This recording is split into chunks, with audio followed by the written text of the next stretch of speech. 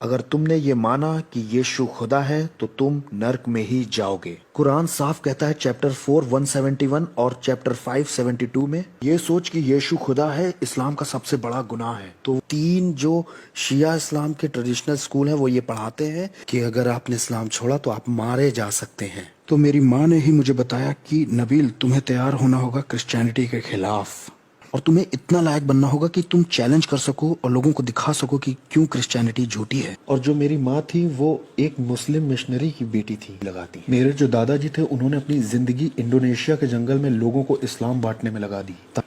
तो मेरी माँ भी एक डिवोट मुस्लिम मिशनरी की बेटी होने की वजह से, तो वो भी जब यूनाइटेड स्टेट्स में आई तो उन्होंने भी कोशिश की एक ऐसा परिवार बनाने की जो बहुत धार्मिक हो।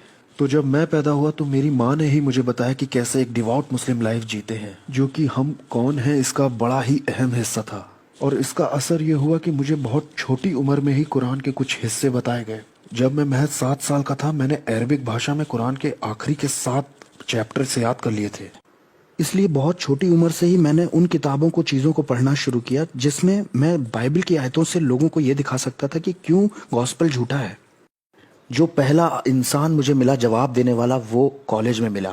बहुत सारे लोगों का ईमान नस्तेनाबूद करने के बाद मैं जब कॉलेज में पहुंचा अपने आप में बहुत कॉन्फिडेंट होके मैं एक दोस्त से मिला जिसके साथ मैंने आगे चलकर बहुत सारे डिबेट टूर्नामेंट्स भी किए।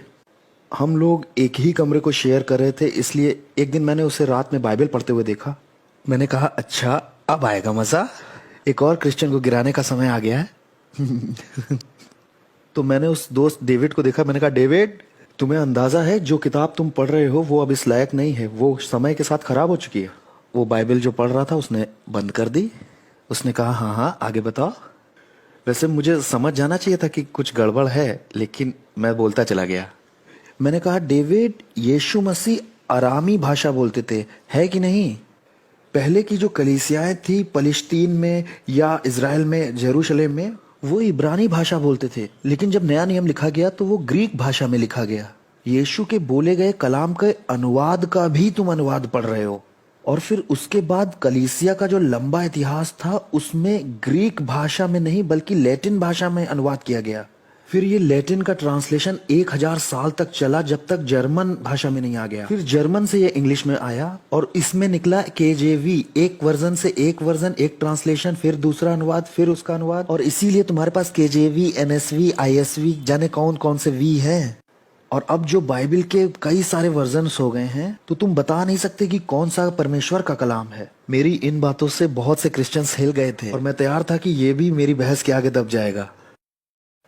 लेकिन डेविड ने मेरी तरफ देखा, कहा मैं तुमसे एक सवाल पूछता हूँ नबील, अभी जब तुम थोड़ी देर पहले अपनी माँ से बात कर रहे थे तो क्या वो बात इंग्लिश में कर रहे थे फोन पे? मैंने कहा नहीं। लेकिन जब तुमने मुझे बताया तो तुमने मुझे इंग्लिश में बताया। क्या तुमने जो ट्रांसलेट किया था वो गलत या खराब करके किया था? नहीं नबील, अगर तुम कई भाषाओं को जानते हो तो तुम एक संदेश को दूसरी भाषा में ट्रांसलेट कर सकते हो और इससे तुम्हारा मैसेज सुरक्षित ही रहेगा, वैसा ही रहेगा। और ठीक ऐसा ही चेलों ने भी किया। जो भी भाषा यीशु ने बोली उन्होंने उसको ग्रीक में लिखा और उन ग्रीक भाषा के नया नियम अभिलेखों में से 6000 से ज्यादा कॉपीज हमारे पास आज हैं जो सुरक्षित हैं, वही सेम। नबील, अगर उनमें से एक भी हमारे पास ना होती तो भी हमारे पास लैटिन और सीरियाई भाषा के लगभग 10,000 से ज्यादा मैन्युस्क्रिप्ट्स हैं, वही जो ग्रीक में लिखे गए थे उनके।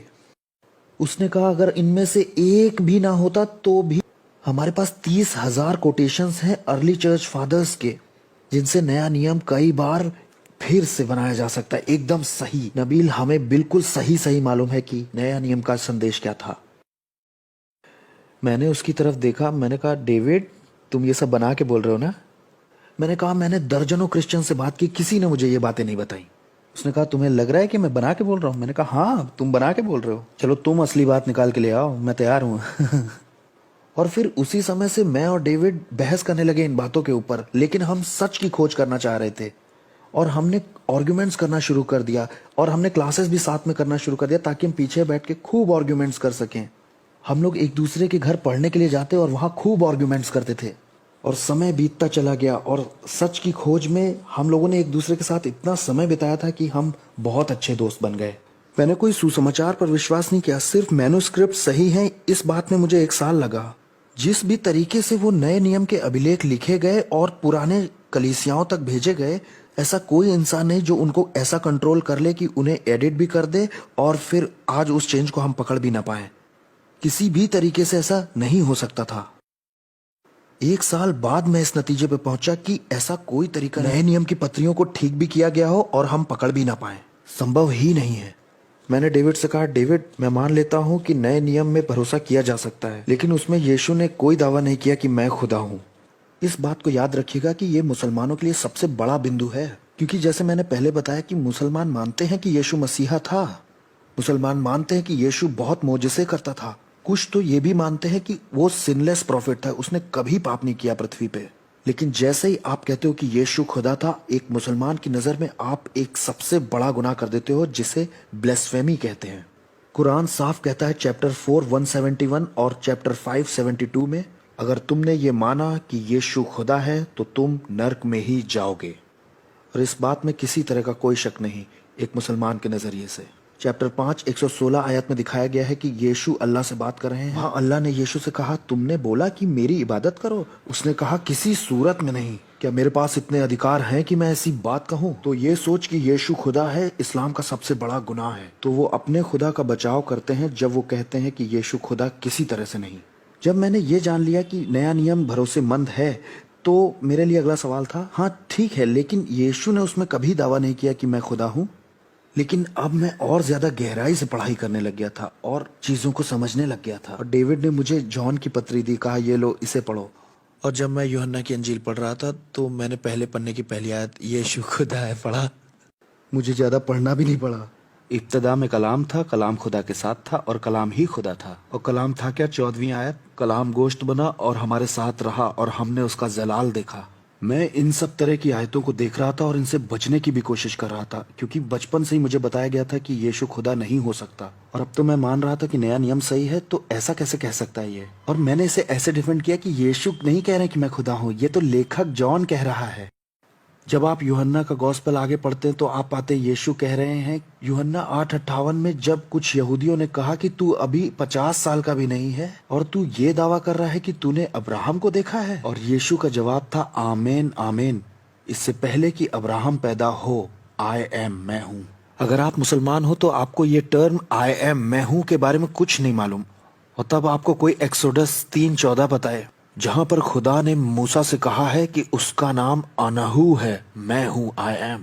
तब आपकी समझ खुलेगी कि यीशु क्या कह रहा है अपने बारे में। यहाँ कोई कहता है कि तू 50 का भी नहीं है और तूने अब्राहम को देखा है। यीशु कहता है मैं इटरनली एग्जिस्ट करता हूँ, अब्राहम के पैदा होने से भी पहले। हाँ, वो मूसा के खुदा का नाम ले रहा था। ये तो उसने बिल्कुल साफ कर दिया। यहाँ कोई मुसलमान अगर मुझे सुन रहा है और वो ये कहे कि मुझे इतना कन्विंसिंग अभी भी नहीं लग रहा है, तो जॉन 20:28 में देखो, जब किसी ने यीशु से कहा कि तू खुदा है, यीशु का रिस्पांस, फाइनली समझ गए, थोड़ा समय लगा। फिर मेरा ये रिस्पांस था कि छोड़ो यूहन्ना की अंजील को, क्योंकि ये तो बहुत बाद में लिखा गया, इस पे भरोसा नहीं किया जा सकता। मैं पहली अंजील में देखूंगा जो सबसे पहले लिखी गई। उसमें क्या यीशु ने यह दावा किया कि मैं खुदा हूँ? सारी बातें समझाने का समय तो अभी नहीं है मेरे पास, लेकिन मैं आपको ये बताता हूँ कि मरकुस की अंजील जो पहला गॉस्पेल लिखा गया था, उसमें एक कॉम्बिनेशन है 1462 में। और सिर्फ इसी एक आयत में ही यीशु ने पुराने नियम के 2 नहीं 3 रेफरेंसेस दिए हैं, जहां उसने कहा मैं मूसा का खुदा हूँ, दानियल का खुदा हूँ और दाऊद का खुदा हूँ। और ये उसने इतना साफ तौर पे कहा कि हाई प्रीस्ट जो था उसने अपने कपड़े तक फाड़ दिए और कहा तुमने ये ईश निंदा सुनी, अब हमें क्या करना चाहिए। और यही तो वो कारण था कि उन्होंने फैसला किया कि उसे क्रूस पे चढ़ाना चाहिए। और वो ऐसा कर भी सकते थे, लेकिन तब जब वो खुदा नहीं होता तब। तो यीशु ने ये दावा किया था कि मैं खुदा हूँ। अब सोचिए कि मेरे दिमाग में क्या चल रहा होगा।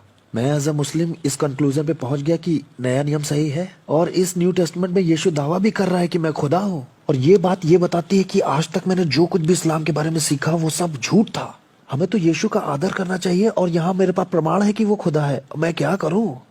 एक तरफ इस उथल पुथल से मैं परेशान होता जा रहा था और दूसरी तरफ मैं डेविड से आर्ग्यूमेंट्स करता ही जा रहा था। और मैं ये भी महसूस कर पा रहा था कि इस खोज से मेरे जिंदगी का हर पहलू बदल जाएगा। तो इस बीच में मैंने दुआ करना बहुत ज्यादा शुरू कर दिया। और इसी बीच में मैं डेविड के पास जाता हूँ और कहता हूँ कि डेविड, मुझे कोई सॉलिड केस चाहिए, एक ठोस सबूत चाहिए इस बात का, जो कि एकदम सही रीजनिंग हो कि क्रिश्चियनिटी सच्ची है। क्रिश्चियंस तो बहुत सारी बातें मानते हैं, बहुत सारे डिनोमिनेशंस भी हैं, कोई ये मानता है कोई वो मानता है, लेकिन वो कौन सी बात है जो क्रिश्चियनिटी के अंदर सच है ये बताती है। और वो बात मुझे मिली रोमियो की पत्री चैप्टर 10 9वीं आयत में।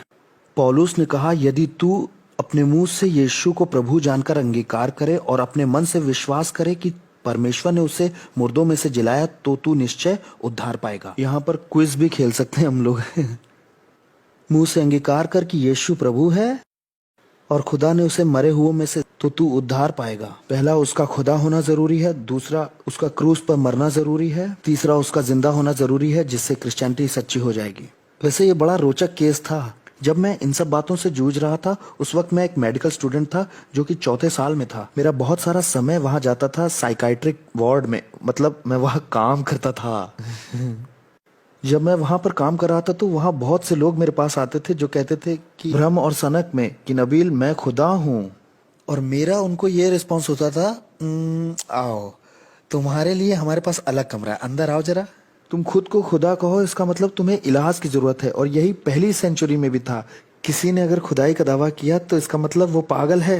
लेकिन अगर वो आदमी ये कहता है कि रुको, इंतजार करो और ध्यान देना कि मैं मार दिया जाऊंगा और मैं मरे हुओं में से 3 दिन बाद जिंदा हो जाऊंगा और ये मेरा सबूत होगा तुमको कि मैं खुदा हूं, और ये अगर बात है तो यही बात सबसे ज्यादा ध्यान देने वाली और देखने वाली है। दोबारा जिंदा होना ये साबित करता है कि यीशु खुदा था। कोई भी दावा कर सकता है कि मैं खुदा हूं, लेकिन जो मर के जिंदा होकर के दिखा रहा है तो ऐसे व्यक्ति पर तो जरूर विश्वास करना चाहिए। अब सवाल यह है कि क्या कोई एविडेंस है कि यीशु मरे हुए में से जी उठा? कोई अगर और सवाल करना चाहता है इस बारे में तो क्वेश्चन आंसर राउंड में हम इस बारे में और बात करेंगे। लेकिन जब मैंने जांच पड़ताल की यीशु की मौत के चारों तरफ के एविडेंस को देख करके, तो मैं इस नतीजे पर तो पहुंचा था कि सारे सबूत इस ओर इशारा करते हैं कि यीशु मरे हुए में से तो जिंदा हुआ था। ये एक बड़ी गहरी और गंभीर बात है, क्योंकि मुसलमान होने के नाते कुरान आपको यीशु के क्रूस पर मारे जाने को ही यकीन नहीं करने देती। कुरान सूरा अन-निसा में ऐसा कहती है, चैप्टर 4 157 आयत में, ना ही वो मारा गया और ना ही क्रूस पर चढ़ाया गया, बल्कि उन्हें ऐसा दिखाई पड़ा। तो कुरान इनकार करती है यीशु के क्रूस पर मारे जाने से।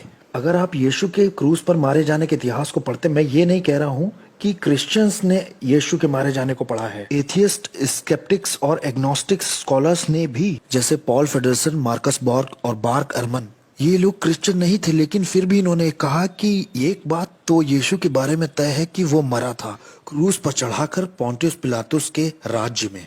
ऐतिहासिक तौर पर यीशु की मौत इकलौता ऐसा ठोस सबूत है जो उसकी जिंदगी के बारे में है, जो कुरान के सच का सामना करता है। और मुसलमान होने के नाते सबसे ज्यादा मुझे इसी बात से लड़ना पड़ा। और भी प्रमाण थे जो उसके मरे हुओं में से जी उठने के बारे में बताते हैं। अगर आप पढ़ना चाहते हैं तो गैरी हैबरमस और माइकल लिकोना की किताब the case of the resurrection of Jesus को जरूर पढ़िए। तो मैं उस केस को देख रहा था जिसमें यीशु ने खुदाई का दावा किया और क्रिश्चियनिटी खड़ी हो गई। वैसे डेविड और मेरी दोस्ती को 3 साल लगे थे इस मोड़ तक आने के लिए। ये कोई एक रात में होने वाले सवाल जवाब नहीं थे। जब डेविड और मैं बड़ी मर्दानी जगह से लौट रहे थे, लौटते वक्त डेविड ने मुझसे पूछा, नबील तुम इसे बहुत लंबे समय से देख रहे हो, किस जगह पर तुम्हें लगता है क्रिश्चियनिटी का ये केस झूठा है? 0 से 100 तक बताओ। 0 बिल्कुल झूठ और 100 बिल्कुल सच। तब बताओ क्रिश्चियनिटी का ये केस कहाँ है तुम्हारी नजर में? मैंने कहा सारे क्राइटेरियाज को सोचने के बाद 99% यीशु क्रूस पर मारे गए थे। 90% श्योर हूँ कि उसने खुदाई का दावा किया। 90% कि वो मुर्दों में से जिया। डेविड 80 से 85%। और फिर जो स्मूदी उसने पी थी वो मुंह से बाहर निकलने वाली थी और बिल्कुल अच्छा नहीं था, क्योंकि गाड़ी तो मेरी थी। उसने कहा, नबील तो तुम गॉस्पेल को मान क्यों नहीं लेते फिर? मैंने कहा, डेविड क्योंकि मैं 100% श्योर हूँ इस्लाम में। चाहे क्रिश्चियनिटी का केस 80 to 85% सही लग रहा हो, लेकिन इस्लाम का केस अभी भी बहुत मजबूत है। उसने मेरी तरफ देखा, कहा, नबील अभी तक तुमने इस्लाम के केस को क्रिटिकली नहीं देखा है। मैंने कहा, मुझे मालूम है। मैंने कहा, मैं पक्की तौर से जानता हूँ। मैं बचपन से इस्लाम के एविडेंस को सुनता आया हूँ, कुरान के एविडेंस को जानता हूँ। मैं पक्की तौर से कहता हूँ इस्लाम सच्चा है। उसने कहा, आओ इसका भी टेस्ट करते हैं, लेकिन सबसे क्रिटिकल चीज ये है, लेकिन इसका भी टेस्ट उसी डिग्री से किया जाएगा जैसे तुमने क्रिश्चियनिटी जांची। शर्त यह है कि तुम्हें ईमान के बिना जिसे जांचना होगा और हिस्टोरिकल तौर पर जांचना होगा। और तब मुझे बताओ कि क्या नतीजा। और मैं तो बड़ा कॉन्फिडेंट था, मैंने कहा ठीक है, नो प्रॉब्लम। और मैंने वो उसी लेवल से अविश्वास के साथ उसे जांचा। मैं थोड़े कम शब्दों में बता रहा हूँ, लेकिन मुझे ये पता चला, मिसाल के तौर पर यूहन्ना का जो गॉस्पेल है उसके बारे में मैं बहुत ज्यादा स्केप्टिकल हो रहा था, क्योंकि यहाँ पे मैं गलती ढूंढने वाले स्कॉलर्स के नजरिए से बता रहा हूँ, क्रिश्चियंस के तरीके से नहीं। ये बताते हैं 60 से 70 साल बाद यूहन्ना का गॉस्पेल लिखा गया यीशु की मृत्यु के। इसीलिए मैं भी क्रिटिकल हो रहा था यूहन्ना के गॉस्पेल के लिए। पहली बार जो मोहम्मद की जिंदगी के बारे में किसी ने लिखा है वो लिखा है 150 साल बाद मोहम्मद की मौत के। और जिस इंसान ने वो लिखा था वो किताब तो खो चुकी है, हमारे पास एक इंसान है जिसने उस किताब के कुछ हिस्से को बचा लिया था। उस इंसान ने ऐसा कहा है कि मैंने इस किताब का थोड़ा सा ही हिस्सा बचाया क्योंकि आगे का जो हिस्सा था वो सच नहीं लग रहा था। तो पहला जो एविडेंस था मोहम्मद के लाइफ का, वो बहुत बहुत बाद में आता है यीशु का जो एविडेंस उसकी लाइफ के बारे में दिया है उससे। और जो इंसान उसे बचाता है वो क्लेम करता है कि ये अनरिलायबल लग रहा है। और मैंने शुरू कर दिया अगल बगल रख के कंपैरिजन करना, कुरान का क्या इतिहास है बाइबल के कंपैरिजन में, मोहम्मद की जिंदगी कैसी दिखाई दे रही है। मुझे तो बचपन से आज तक यही बताया गया कि मोहम्मद आज तक का सबसे ज्यादा अमेजिंग आदमी था। मुझे बताया गया कि वो सबसे अच्छा राजनेता था, मोहम्मद राजदूत भी था, बहुत अच्छा नीतियां बनाने वाला, एक बहुत अच्छा सेनापति भी था, एक बहुत अच्छा शौहर, औरतों के हक की लड़ाई लड़ने वाला और गरीबों का बचाने वाला। कुछ इस तरह का मोहम्मद मुसलमान देखते हैं और जब इज्जत करते हैं तो ऐसे मोहम्मद की इज्जत करते हैं, इतना बड़ा अजीम तरीन और ग्रेट आदमी मान के। जब मैंने इतिहास के सबूतों को उठाकर पढ़ा जो बाद में लिखे गए थे और सच नहीं लग रहे थे, वो वाले नहीं, जब मैंने देखा इतिहास में क्या कहा गया है, ये मोहम्मद जो इतिहास के पन्नों में दिया है वो बहुत अलग है उस मोहम्मद से जो मुसलमानों के दिलों में है। मैंने कहा मुझे इन दोनों में से किसी एक को ही मानना होगा। अगर मैं ईमानदारी बरतूं और डेविड के चैलेंज को सही से फॉलो करूं, हिस्ट्री के एविडेंस को क्रिटिकली देखूं, तो मुझे यकीन करना पड़ेगा कि मोहम्मद कुछ इस तरह का हुआ करता था, एक मार काट करने वाला। तो मैंने कहा कि ठीक है, मैं मोहम्मद पर भरोसा तो नहीं कर सकता, शायद मुझे कुरान के इंस्पिरेशन पर तकिया करना चाहिए, क्योंकि मुसलमानों का विश्वास है कि शहादा पर यकीन करना होगा मुसलमान बनने के लिए। शहादा ऐसा है, ला इलाहा इल्लल्लाह मोहम्मद रसूलुल्लाह, अल्लाह के सिवा कोई खुदा नहीं और मोहम्मद उसका रसूल है। कि कोई अल्लाह के सिवा खुदा नहीं है, इसको तो मैं कुरान से ही डिफेंड कर रहा था, और मोहम्मद उसका रसूल है ये उसकी जिंदगी देखकर मैं जांच पड़ताल कर रहा था। अब ये वाला हिस्सा तो काम नहीं किया, इसलिए मैं कुरान की ओर मुड़ गया। तो मैंने कहना शुरू किया कि कुरान तो खुदा का कलाम जरूर है, और इसके लिए मैं सारे अपोलोजेटिक्स कारण देने लगा कि कुरान खुदा का कलाम क्यों है, जो मुझे बचपन से बताए गए थे। कुरान में कभी बदलाव नहीं हुआ और उसमें बहुत सारे मिरेकल्स भी हैं, उसमें साइंस का भी मिरेकलस नॉलेज है बहुत सारा। और मुझे ये भी बताया गया कि उसमें फ्यूचर की बहुत सारी नबूवतें भी हैं, और हर एक की जब मैं बारीकी से जांच पड़ताल कर रहा था, वैसी ही सेम क्रिटिकल नजर जो मैंने क्रिश्चियनिटी के लिए रखी थी, तो इधर ये गिरना शुरू हो गया। अगर आप इस्तेमाल करते हैं ये सेम क्राइटेरिया किसी और दूसरे मजहब पर, इसी गलती निकालने वाले नजरिए के सेम लेवल से दुनिया के किसी भी दूसरे मजहब से क्रिश्चियनिटी बहुत ऊपर आती है हर बार। तो मैं ये बात कर रहा हूँ कि ये बहुत बहुत ऊपर आती है। एक दिन मैं ऑक्सफोर्ड के अपने कुछ दोस्तों से बात कर रहा था जो लोग नास्तिक हैं। वो बोले नबील क्रिश्चियनिटी में यहाँ यहाँ प्रॉब्लम है। मैंने कहा हाँ मुझे मालूम है, लेकिन तुम ये ही नज़र एथिज्म में लगा के देखो। और मैंने महसूस किया कि एकदम से उनको एहसास हुआ कि हाँ मैं सही कह रहा हूँ, क्योंकि उन्होंने तुलना करके देखा। ऑसगिनस जो कि रवि जकरियास मिनिस्ट्रीज से भी जुड़े हुए हैं, वो ऐसा कहते हैं कि तुलना करने और विरोधाभास उठाने से कोई भी बात साफ हो जाती है। और जब मैंने क्रिश्चियनिटी और इस्लाम की तुलना की तो मैंने पाया कि क्रिश्चियनिटी बहुत ऊपर आई, और यहाँ से मेरी दुनिया तबाह होना शुरू हुई, क्योंकि मैं एकदम से गॉस्पेल को एक्सेप्ट नहीं कर सकता था। क्योंकि अगर मैं ऐसा करता हूं तो मैं अपने परिवार को भयानक रूप से शर्मिंदा कर दूंगा, क्योंकि मुस्लिम परिवार ज्यादातर इज्जत और शर्मिंदगी के बैकग्राउंड से ही आते हैं। मैं आपको एक तरह का आइडिया दे रहा हूं। मेरे दादा परदादा ने जो कुछ किया इस्लाम को प्रीच करने में, और जो इज्जत और घमंड कमाया हमारी कम्युनिटी में, अगर उनका पोता पड़पोता अगर क्रिश्चियनिटी को कबूल कर लेता है तो वो सारा मान सम्मान बराबर कर देगा जो उन्होंने कभी जिंदगी में कमाया था। और सिर्फ मैं ही नहीं जो नीची नजर से देखा जाऊंगा, मेरा खानदान भी शर्म से देखा जाएगा। मेरा फैमिली, मेरे माँ बाप जिन्होंने जिंदगी लगा दी मुझे भरने में, अगर मैं क्रिश्चियन बन जाता हूं तो मैं उन्हें शर्मिंदा करूंगा और उनकी इज्जत को मिट्टी में मिला दूंगा। उनकी भी जिंदगी बर्बाद हो जाएगी मेरे इस फैसले से। और इस तरह की बातें एक मुसलमान का एक क्रिश्चियन बनना बहुत मुश्किल कर देती हैं। और सबसे बढ़कर जिसे मजहब छोड़ने का गुनाह कहते हैं इस्लाम में, रिवाज क्या है ये बता रहा हूँ कि 4 जो सुन्नी इस्लाम के ट्रेडिशनल स्कूल्स हैं और 3 जो शिया इस्लाम के ट्रेडिशनल स्कूल हैं वो ये पढ़ाते हैं कि अगर आपने इस्लाम छोड़ा तो आप मारे जा सकते हैं अलग हालात में। उनके हालात अलग अलग हैं लेकिन वो सब मानते हैं कि आप मारे तो जा सकते हैं।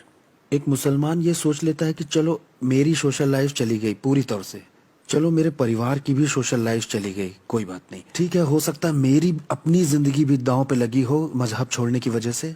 और अगर आप इन सब बातों के बारे में गलत हुए तो कुरान कहती है कि आप नरक में ही जाएंगे। लगभग हर चीज आपको हिलाती है। बहुत ही मुश्किल है किसी का इस्लाम को छोड़ना। मैं अपने घुटनों पर आ गया और खुदा से मैंने पूछना शुरू किया। रोज वाली दुआओं में, रोज की दुआओं के बाद मैंने खुदा से कहा, खुदा तू मुझ पर जाहिर कर अपने आप को। मैंने देखा है और मुझे ऐसा दिख रहा है कि इस्लाम सच्चा नहीं है, प्लीज मुझे माफ कीजिए ऐसा कहने के लिए। ऐसा लग रहा है क्रिश्चियनिटी सच्ची है, प्लीज मुझे माफ कीजिए ऐसा बोलने के लिए। क्या आप मुझे बता सकते हैं आप कौन है?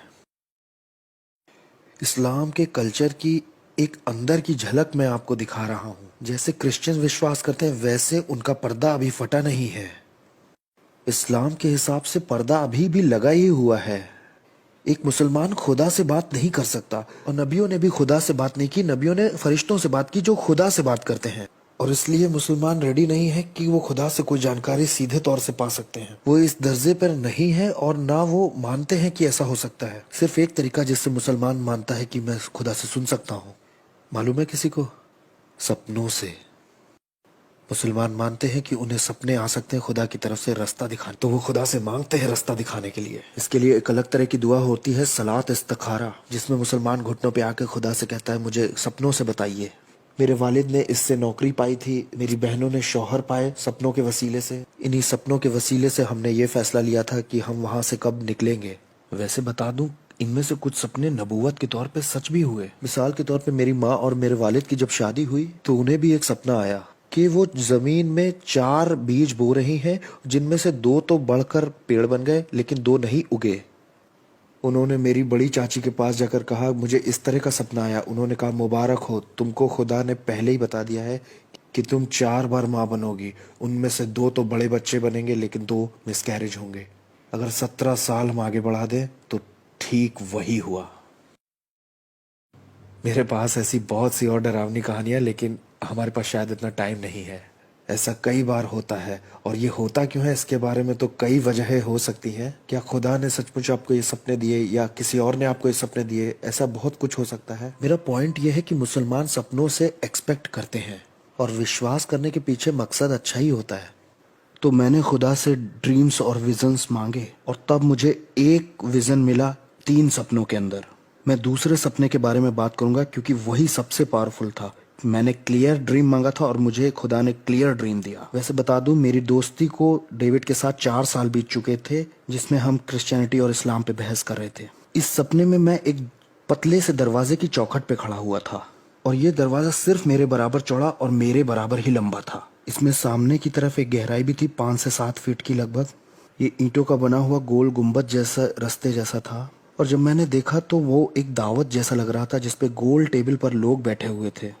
दावत का खाना भी वहां लग चुका था। लोगों ने बहुत अच्छे कपड़े पहन रखे थे। ये शादी की दावत जैसी लग रही थी और लोग खाने ही जा रहे थे, लेकिन उन्होंने अभी शुरू नहीं किया था। वो इंतजार कर रहे थे कि मालिक आए या बोलने वाला आए और आ करके उस दावत को शुरू करे। और मैं उस कमरे में जाना चाह रहा था क्योंकि मैं जानता था कि ये कमरा हेवन है, लेकिन मैं अंदर नहीं जा सकता था क्योंकि दूसरे वाले हिस्से पर डेविड मेरा दोस्त बैठा हुआ था। वो मेरी तरफ नहीं देख रहा था, वो दूसरी तरफ हाथ हिला रहा था। उसने रास्ता ब्लॉक किया हुआ था और मैं उसको पार नहीं कर सकता था। अब मैं अपने सपने में उससे कहता हूँ कि मुझे लग रहा था कि हम दोनों साथ में खाने वाले हैं, और उसने कहा तुमने अभी तक जवाब ही नहीं दिया। उस सपने में मुझे पता था कि मुझे डेविड के इनविटेशन का जवाब देना था स्वर्ग के अंदर जाने के लिए। जहां मैं पगलाया मैं वो बताता हूँ। उठने के बाद मैंने डेविड को फोन किया। मैंने डेविड से पूछा तुम्हें क्या लगता है इस सपने का क्या मतलब है? पहली बार मैंने किसी की आंखों को फोन पे घूमते हुए सुना। ऐसे उसने कहा नबील ये सपना बिल्कुल साफ है, मुझे जरूरत नहीं कि मैं तुम्हें इसका मतलब बताऊं, बस बाइबल में जाओ। मैंने कहा क्या मतलब? उसने कहा लूका 13 में देखो। वैसे डेविड को उसके स्क्रिप्चर्स पता थे, उसने मुझे एक बाइबल भी दी थी, स्टडी बाइबल थी वो। मैंने लूका 13 खोला, वहां बड़े बड़े शब्दों में लिखा था पतला दरवाजा। और जैसे ही मैंने उसे पढ़ा मेरे दिल ने धड़कन रोक दी, क्योंकि मेरे सपने में सबसे पावरफुल सिंबल तो वही था। और मैंने उसे पढ़ना शुरू किया। मैं छोटा करके बता रहा हूँ, वहां ये लिखा था, यीशु गांव-गांव नगर नगर होकर उपदेश करता हुआ जा रहा था। तब चेलों में से किसी ने पूछा, क्या उद्धार पाने वाले थोड़े ही होंगे? उसने उनसे कहा, उस पतले दरवाजे से अंदर जाने की पूरी कोशिश करो, क्योंकि बहुत से लोग कोशिश करेंगे लेकिन थोड़े ही जा सकेंगे। और तुम बहुत से लोगों को शादी की दावत में बैठे हुए जन्नत में देखोगे। अंदर जाने की पूरी कोशिश करो जब तक मालिक नहीं आ जाता और दरवाजा नहीं बंद करता। मैंने बाइबल का यह हिस्सा पहले कभी नहीं पढ़ा था और मैं समझ गया कि खुदा ने मुझे एक ख्वाब दिया है जिसमें मैं ही उस तमसील के बीच में खड़ा हूं। तो मैंने ऊपर देखा और कहा, खुदा मुझे एक और सपना दे।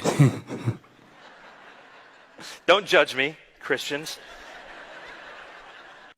तो मैंने एक सपना मांगा और खुदा ने मुझे एक सपना और दिया। और जब वो गर्मियां ख़त्म हो रही थी तब मुझे याद है, ये मेरे मेडिकल स्कूल का तो दूसरा साल था। जब डेविड से मेरी पहली बार बात हुई तब मैं कॉलेज के पहले साल में था।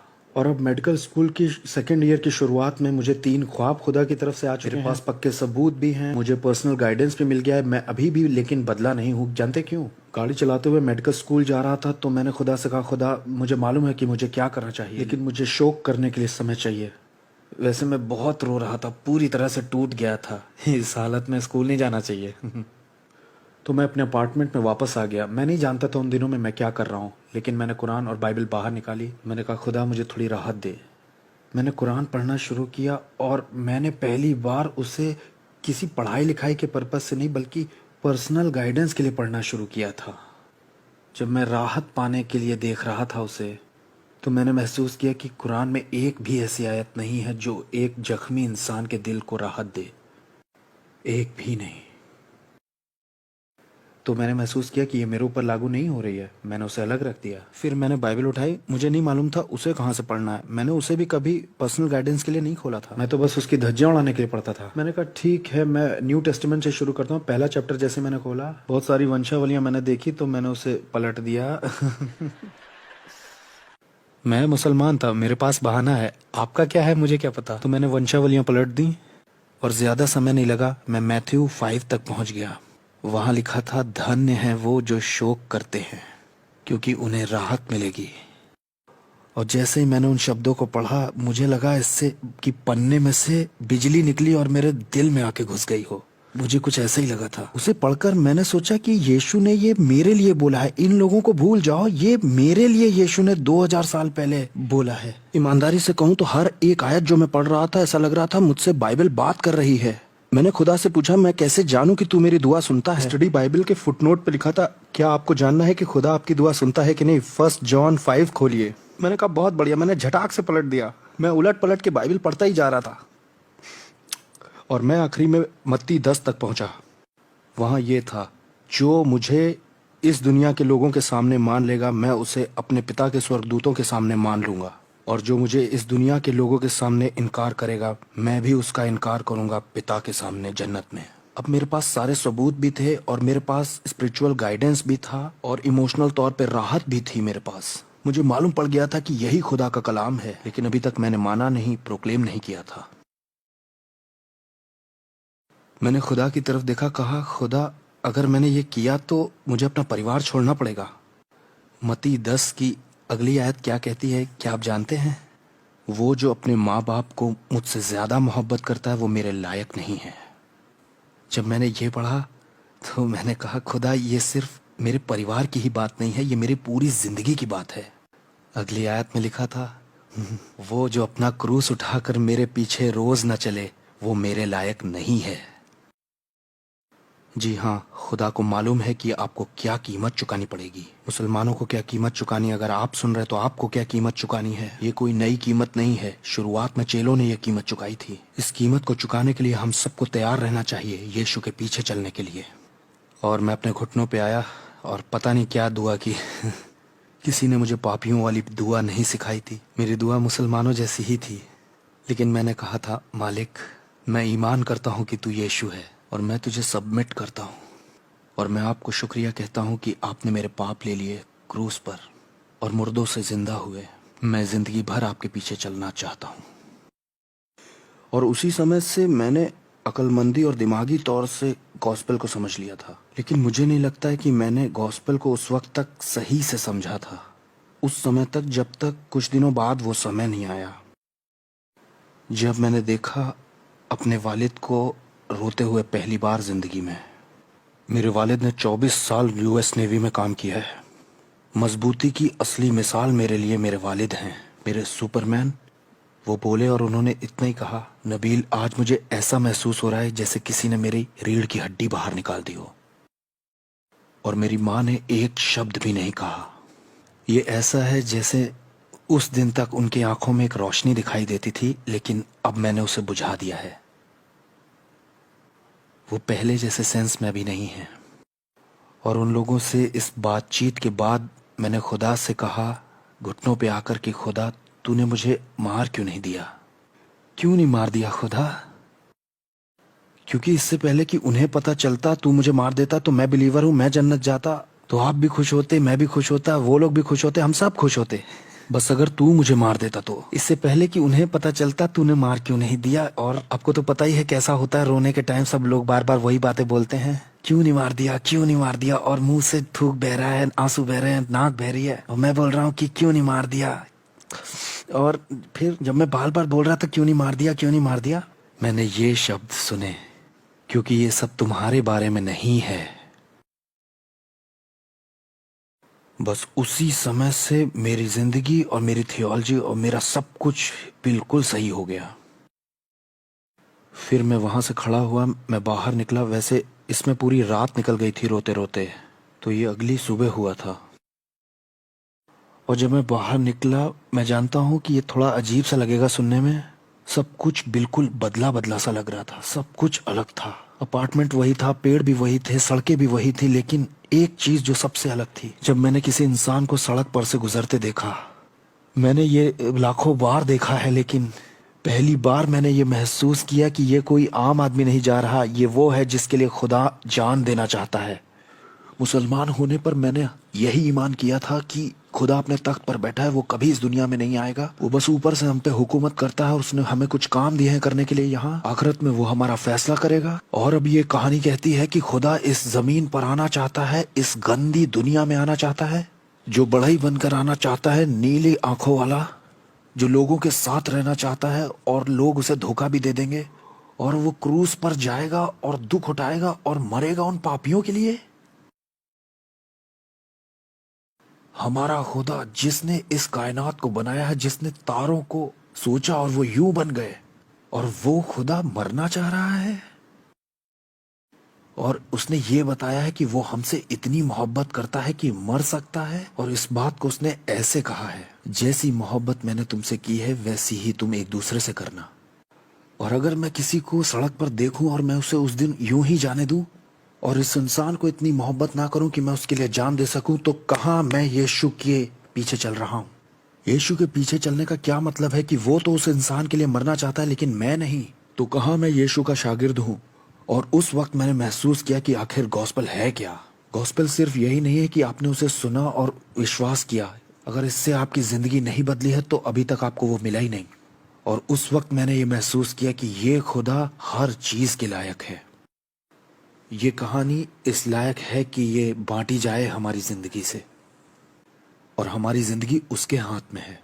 अगर आज हमारी मौत होती है तो वहां हमारा ख्याल रखा जाएगा, लेकिन करोड़ों नहीं अरबों लोग हैं जिनके लिए अगर हम एक एक सेकंड इस दुनिया में जीते हैं तो तभी हमें सच्ची इज्जत मिलेगी वहां।